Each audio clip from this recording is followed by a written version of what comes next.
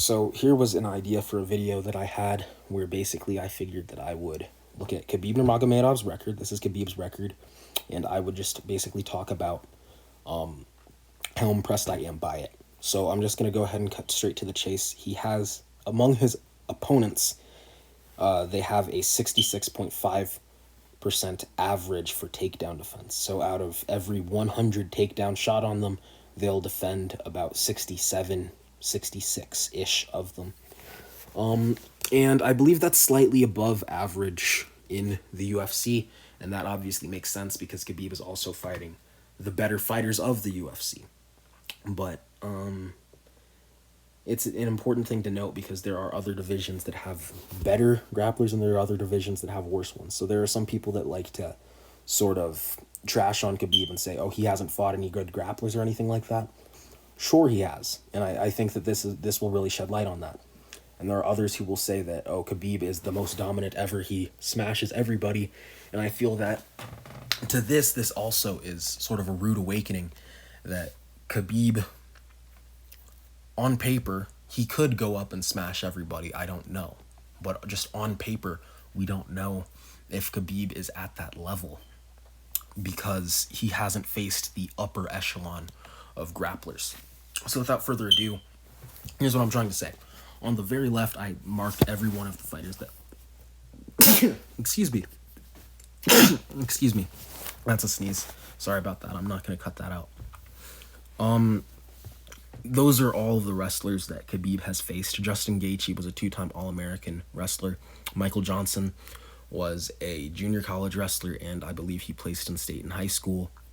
Abel Trujillo was a four-time All-American wrestler in NAIA. It wasn't Division I, but it's still impressive that he did it four times. There's very many four-time All-Americans. There's very few, or not many, rather. Not many four-time All-American wrestlers, period. So that's impressive. Kamal Shalarus, I've never heard of this person before. You could call me a casual if they're some significant person. But I Googled it. They had an... What was it? They competed in the Great Britain Olympic trials, and they made 8th place for the qualifications. They did not go on to be an Olympian, but they do have competitive wrestling experience, albeit not for the greatest wrestling country, and they weren't successful in their quest to become an Olympian. But, you know, it's a good thing to keep in mind. Like, they did compete in wrestling. And another thing to say is that MMA wrestling and normal wrestling are two different things. I'm just sort of pointing this out because, you know, dominating a wrestler is sort of a cool thing to be able to say. Like when these wrestlers get taken down and dominated, like when Khabib took down Abel Trujillo all those times, it was such a big deal because that person is a wrestler. I understand that in MMA wrestling and just MMA wrestling are very different things. You know, you could use knees and elbows and all of these things to help you in defending takedowns. There's a cage, which just changes things up a lot. It's a different mat material. There's no shoes. But still, you need to understand that wrestlers understand how to defend takedowns. So when he's doing this to wrestlers, it is impressive, even if it's not as impressive as if he were to go out and have a wrestling match against these wrestlers. It's different rules, but he's still doing it to wrestlers. Okay. Next thing you'll notice, I crossed out Thiago Tavares. No takedowns were attempted in that fight. Next thing you'll notice is I circled the Abel Trujillo fight and the Gleison Tebow fight. In the case of the Abel Trujillo fight, it was an outlier in favor of Khabib and a knock against his opponent.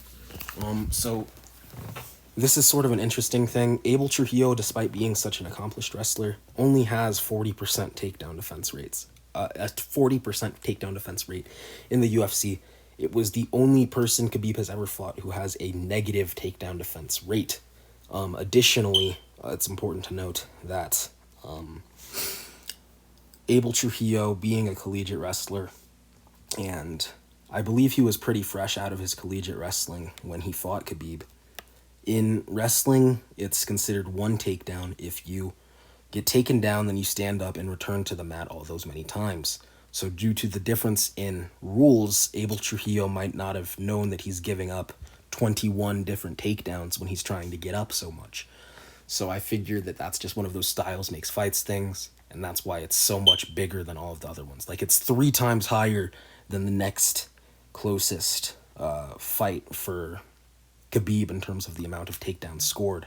So it's just very important on paper, not in practice, because it's impossible to know in practice until you actually start analyzing film. But on paper, Trujillo has the worst takedown defense, and also it's just the styles makes fights type of thing. So it's important to note that as an outlier. Another outlier is Gleison Tebow is the only person Khabib could never take down, and he has the highest takedown defense rate. Gleison Tebow was on steroids, so this isn't a knock against Khabib. Most people can't take down Gleison Tebow, and I'm sure that the ones that did, I haven't seen all of Tebow's fights, I'm sure that the ones that did were probably just lucky, and Tebow maybe let himself get taken down because he had a guillotine or something like that. I'm not going to say that with certainty, but it's just, I don't think a lot of people can take him down. The guy's huge. He walks around like 215 or something like that from what I hear. He's an absolute monster, and yeah, so that's nothing against Khabib. Next thing that I'm going to say is that Edson Barbosa and Michael Johnson have the 9th and 10th respectively highest takedown defense stat among active lightweights. So that's just an interesting thing to point out, that people will like to say that Khabib hasn't fought all that many people with good takedown defense or anything like that. Some people will when they're trying to argue about Khabib, and he has. Those are the 9th and 10th highest among active lightweights. And how many active lightweights do you think there are? So it's like, they're good wins, especially considering that Michael Johnson wasn't on this losing streak that he is right now, and Edson Barbosa was, he was the man at the time. Sorry, I had a sneeze. And on the far right, you just see all the different takedown percentages. 66.5% takedown defense accuracy of all of his opponents. And yeah, I'm going to do a similar video for John Jones, and I think that this stuff is really interesting. Hopefully you guys do as well.